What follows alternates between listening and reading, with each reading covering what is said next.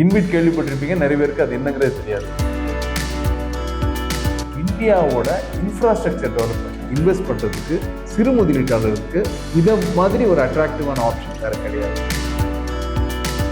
இந்தியாவில் நடக்கிற ஒரு பெரிய ரோடு கன்ஸ்ட்ரக்ஷன்லயோ, ஒரு பிரிட்ஜ்லயோ, ஒரு டெலிகாம் டவர்லயோ போய் நீங்க டைரக்டா இன்வெஸ்ட் பண்ற அளவுக்கு சிறு முதலீட்டாளருக்கு முடியாது. அதை நீங்க இன்விட் மூலமா பண்ணலாம்.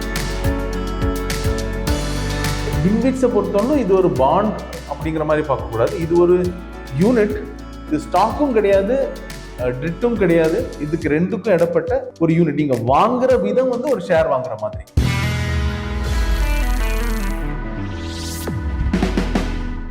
வணக்கம்.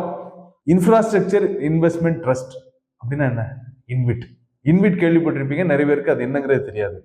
இன்விட் இனிமே இருக்கிற காலத்துல ஒரு சிறு முதலீட்டாளருக்கும் ரொம்ப முக்கியத்துவமானதா இருக்க போகுது. ஏன்னா இந்த இன்விட்ஸ்ங்கிறது முன்னாடி மியூச்சுவல் ஃபண்ட்ஸ்ல எல்லாம் பெருசா இன்வெஸ்ட் பண்ண மாட்டாங்க. இப்போ மியூச்சுவல் ஃபண்ட் புதுசா வந்திருக்கிற கேட்டகரைசேஷன் படியும் long term dead funds, hybrid funds, equity funds எல்லாம் கூட இன்விட்ஸ்ல இன்வெஸ்ட் பண்ணலாம் அப்படிங்கிறது செபி சொல்லியிருக்கு. இதை தவிர சிறு முதலீட்டாளர்கள் கூட இன்விட்ல இன்வெஸ்ட் பண்ணலாம். இன்விட்ங்கிறது ரீட் மாதிரி கிடையாது. ரீட்டை நிறைய பேர் ரியல் எஸ்டேட்ல நான் இன்வெஸ்ட் பண்ணியிருக்கேன், அதனால ரீட் தேவையில்லை அப்படிலாம் சொல்லுவாங்க.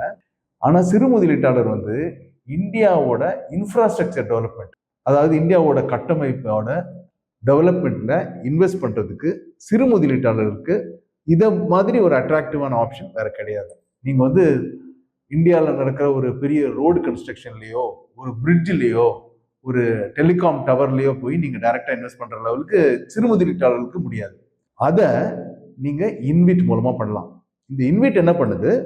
இந்த மாதிரி பலதரப்பட்ட இன்ஃப்ராஸ்ட்ரக்சர் ப்ராஜெக்ட்ஸ், ரோட்ஸா இருக்கட்டும், பிரிட்ஜா இருக்கட்டும், அதாவது ரோட்ல நடக்கிற டோல்ஸா இருக்கட்டும், சோலார் எனர்ஜி சம்பந்தப்பட்ட இன்ஃப்ராஸ்ட்ரக்சரா இருக்கட்டும், பவர் ரிலேட்டட் டவர்ஸா இருக்கட்டும், அல்லனா டெலிகாம் ரிலேட்டட் டவரா இருக்கட்டும், இந்த மாதிரி பெரிய லெவலான இன்ஃப்ராஸ்ட்ரக்சர் ப்ராஜெக்ட்ஸ்ல இருக்கிற ஒரு இன்வெஸ்ட்மெண்ட் தான் இந்த இன்விட். அதாவது இந்த இன்விட் என்ன பண்ணும்னா, ஒரு இன்விட் இந்தியாவில் நிறைய இன்விட்ஸ் இருக்கு, ஒரு 17-20 இன்விட்ஸ்க்கு மேலேயே இருக்கு. நிறைய இன்விட்ஸ் வந்துகிட்டே இருக்கு.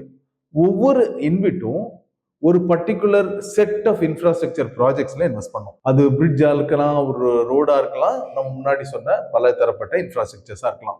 ஸோ இந்த ப்ராஜெக்ட்ஸுக்கு லிட்டரலி ஆக்சுவலி என்ன அர்த்தம் ஆகுதுன்னா, இந்த இன்விட் ஒரு ஸ்பெஷல் பர்பஸ் வெஹிக்கிள் இன்வெஸ்ட் பண்ணுது. அதாவது இந்த பர்டிகுலர் ப்ராஜெக்ட்ஸ் இந்த இன்விட்ஸ் கிட்ட கடன் வாங்குற மாதிரி. ஸோ அதுதான் ஒரு இன்விட். அது இன்விட் என்ன பண்ணுது? காசை மக்கள் கிட்ட இருந்து வாங்கி இந்த பலதரப்பட்ட இன்ஃப்ராஸ்ட்ரக்சர் ப்ராஜெக்ட்ஸ்ல பிரிச்சு இன்வெஸ்ட் பண்ணுது. அந்த முதலீட்டாளருக்கு என்ன கிடைக்குது? இந்த ப்ராஜெக்ட்ஸ்ல இருக்கிற வருமானம், பலதரப்பட்ட இன்கம் இந்த சிறு முதலீட்டாளருக்கு சேருது. இது 2-3 விஷயத்துல வரலாம். அதாவது இன்னைக்கு வாங்கிட்டு ஒருத்தர் இன்விட்டை வாங்கிட்டு ஒரு 3 வருஷம் கழிச்சு விற்கிறாருன்னா, அந்த பர்டிகுலர் ப்ராஜெக்டுக்கு ஏற்ற மாதிரி, அதோட டிமாண்டுக்கு ஏற்ற மாதிரி இந்த இன்விட்டோட பிரைஸ் அதிகரிக்கும். அது கேபிட்டல் கெயின். அது ஃபர்ஸ்ட் ஒரு கைண்ட் ஆஃப் இன்கம். அடுத்த இன்கம் இது கடன் வாங்கி இருக்குது இல்லையா, இந்த பர்டிகுலர் ப்ராஜெக்ட்ஸ், அந்த ப்ராஜெக்ட்ஸ் வட்டி செலுத்தணும் இந்த இன்விட்டுக்கு. ஸோ அது இன்ட்ரெஸ்ட் இன்கம். இதுக்கப்புறம் டிவிடெண்ட், அந்த பர்டிகுலர் ப்ராஜெக்ட்ஸ்ல இருந்து வர்ற லாபத்தை கொடுக்குற பாஸ் ஆன் பண்ற விதம் டிவிடெண்ட் மூலமா பண்ணுவாங்க. அதையும் இந்த இன்விட்டுக்கு சேரும். நார்மலி ஒரு இன்விட்ல பாத்தீங்கன்னா 60%, 65% வரையிலும் நார்மலி வர்ற இன்கம் இந்த இன்ட்ரெஸ்ட் மூலமா தான் வரும். வெறும் 5% தான் ப்ராஃபிட்ஸ், அதாவது டிவிடெண்ட் மூலமா வரும். மிச்சம் இருக்கிறது உங்களுக்கு கேபிட்டல் கெயின்ஸ் மூலமா வரும். இந்த 3 விதமா தான் வருமானம் வரும். இன்விட்ஸ்ல எப்படி இன்வெஸ்ட் பண்ணலாம்? இன்விட்ஸை பொறுத்தவரை நீங்க ஒரு ஷேரை உங்க டிமேட் அக்கௌண்ட் மூலமா உங்களுக்கு ட்ரேடிங் அக்கௌண்ட்ல வாங்குற மாதிரியே இன்விட்ஸ்லயும் இன்விட்ஸோட யூனிட்ஸும் வாங்கலாம். பலதரப்பட்ட இன்விட்ஸ் இருக்கு. 100 ரூபாய், 200 ரூபாய் தான் ஒரு சிங்கிள் யூனிட்டோட பிரைஸ் இந்த இன்விட்ஸை பொறுத்தவரை. ஸோ இதுல நீங்க வாங்கி உங்களுக்கு 4-5 இன்விட்ஸ் வாங்கணும்னா கூட உங்க டிமேட் அக்கௌண்ட்ல வச்சுக்கலாம். ஸோ இதுல இருந்து வர இன்கம்க்கு டாக்ஸேஷன் வித்தியாசப்படும்.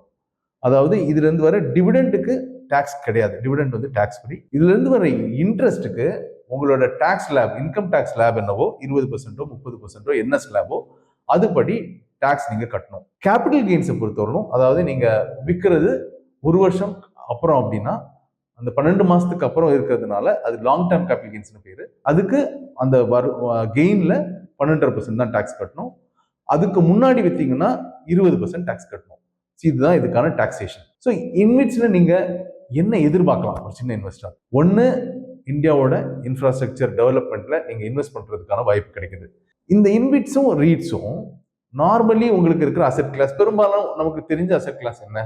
ஈக்விட்டி, டெட்டு, அப்புறம் கோல்டு, அப்புறம் ரியல் எஸ்டேட். இதுதான் பரவலாக நமக்கு தெரிஞ்ச அசெட் கிளாஸ் சிறு முதலீட்டாளருக்கு. இது ஒரு அடிஷ்னல் அசெட் கிளாஸ் என்னே பார்க்கலாம் இன்விட்ஸையும் ரீட்ஸையும். எதனால் அப்படின்னா இதுக்கு கிட்டத்தட்ட ஈக்விட்டியோட ரிட்டர்னுக்கு நெருங்கி ரிட்டர்ன் கொடுக்க கிடைக்கும். இதுக்கான வாய்ப்பு இருக்கு. டபுள் டிஜிட் ரிட்டர்ன் வர்றதுக்கான வாய்ப்பு இருக்கு. டபுள் டிஜிட் ரிட்டர்ன் கிடைக்கிற அசெட் கிளாஸ் உங்களுக்கு பெரும்பாலும் பார்த்தீங்கன்னா ஈக்விட்டி மட்டும்தான். ஈக்விட்டிக்கு அடுத்தபடியாக நீங்க இதை வச்சுக்கலாம் இன் டர்ம்ஸ் ஆஃப் ரிட்டர்ன்ஸ். ரிஸ்க்ல பார்த்தீங்கன்னா டெட் ஃபண்ட்ஸ் அளவுக்கோ ஒரு டெபாசிட் அளவுக்கோ இல்லை, அதை விட கொஞ்சம் ஸ்லைட்லி ஹையர் ரிஸ்க், கொஞ்சம் ஸ்லைட்லி ஹையர் ரிஸ்க். ஈக்விட்டியை விட ரொம்ப கம்மியான ரிஸ்க். ஸோ ஈக்விட்டியோட கம்மியான ரிஸ்க்ல, டெட்டை விட கொஞ்சம் ஜாஸ்தியான ரிஸ்க்ல, இதுக்கு ரெண்டு இடப்பட்ட விதத்துல ஒரு ரிட்டர்ன் கிடைக்கிறதுக்கான ஒரு ப்ராடக்ட். ஓரளவுக்கு பெருசா ஸ்டெபிலிட்டி நம்ம சொல்ல முடியாது. இப்போ நம்ம என்னதான் சொன்னாலும் டெட் ஃபண்ட்ஸ்லயோ ஒரு டெபாசிட்லயோ கிட்டத்தட்ட நமக்கு தெரியும் இந்த ரிட்டர்ன் வருஷம் வந்துடும் 7% 8%. அந்த மாதிரி இதுல ஸ்டேபிளா அது எவ்ரி இயர் இருக்கும்னு சொல்ல முடியாது. எதனால அப்படி சொல்றோம்னா கடந்த 2 வருஷம் பாத்தீங்கன்னா ரிட்டர்ன்ஸ் கிட்டத்தட்ட டபுள் டிஜிட் இருந்தது இந்த இன்விட்ஸை பொறுத்தவரைக்கும். அதுக்கு முந்தின 3 வருஷம்லாம் பாத்தீங்கன்னா சிங்கிள் டிஜிட் தான் ரிட்டர்ன் இருந்தது. அந்த மாதிரி வித்தியாசப்படும். பட் நீங்க ஒரு 3 to 5 இயர்ஸ் அப்படிங்கிற பீரியடுக்கு நீங்க இன்வெஸ்ட் பண்ணிட்டீங்கன்னா உங்களுக்கு போஸ்ட் டாக்ஸே கூட உங்களுக்கு 10% ரிட்டர்ன் வர்றதுக்கான வாய்ப்பு இருக்குது இதுல இருக்கு.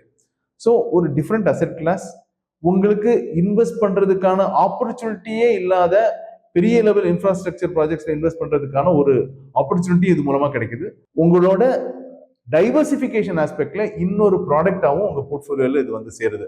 இந்த விதத்துல பாத்தீங்கன்னா இது இந்த இவ்வளவு ஆஸ்பெக்ட்ஸும் இருக்கிறதுனால தான் மியூச்சுவல் ஃபண்ட்ஸுமே கூட, செபியுமே கூட மியூச்சுவல் ஃபண்ட்ஸை லாங் டேர்ம் டெட் ஃபண்ட்ஸ்லையும் ஹைபிரிட் ஃபண்ட்ஸ்லையும் ஈக்விட்டி ஃபண்ட்ஸ்லையும் இதை இன்வெஸ்ட் பண்றதுக்கான அனுமதியும் கொடுத்துருக்காங்க. ஸோ சிறு முதலீட்டாளரும் இந்த ப்ராடக்ட்டை பொறுத்தவரைக்கும் ரீட்ஸா இருக்கட்டும் சரி, இன்விட்ஸா இருக்கட்டும் சரி, ரீட்ஸ் கூட ஓரளவுக்கு நிறைய பேருக்கு தெரிஞ்சிருக்கு, இன்விட்ஸ் நிறைய பேருக்கு தெரியாது.